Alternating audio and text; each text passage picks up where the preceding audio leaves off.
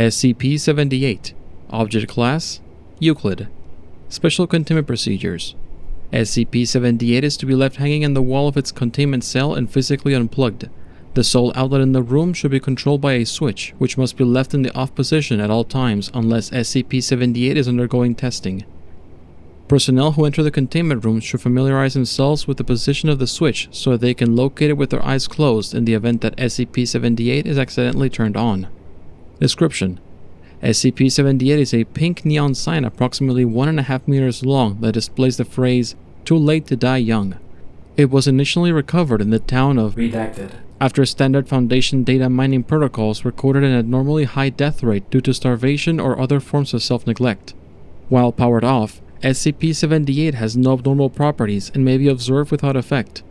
Viewing SCP-78 for less than 10 seconds while it is powered on has no effect, nor does indirect observation. Subjects who cannot understand SCP-78 due to a lack of ability to comprehend written English are also unaffected. However, any subject that views SCP-78 for longer than 10 seconds will, when viewing any handwritten piece of writing, occasionally perceive extra sentences. These sentences are not written in the subject's own style or in that of the surrounding text, but consist of a random style that differs from note to note.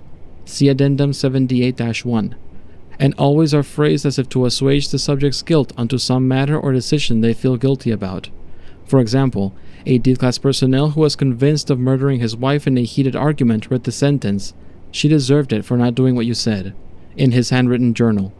While Dr. Redacted, who left his family to work for the Foundation, was accidentally exposed, found the sentence, "Your work will save humanity," in his notes on SCP Redacted.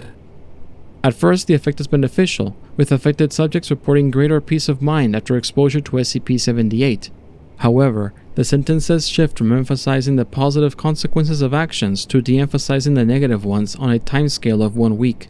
Dr. Redacted, 2 days later, found the sentence, "They never loved you anyway," in his personal journal. Moreover, the writing will start giving justifications for acts the subject has never felt guilt over, or which the subject has already rationalized. The subject will then start reconsidering his justifications for those actions, as well as attempting to justify any further actions that they take.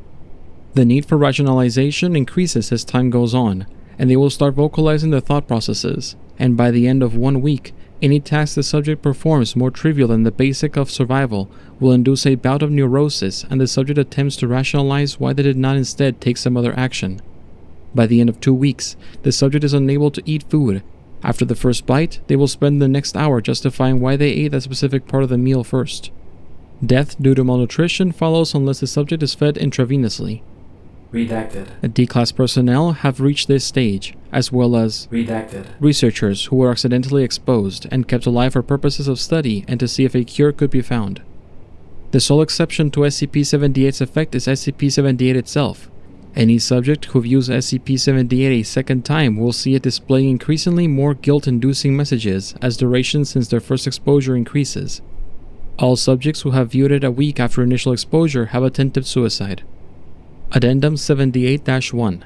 D-19-384, whose handwriting was an unusual mix of cursive and print, was exposed to SCP-78 and was then terminated after reaching the consequence-free stage.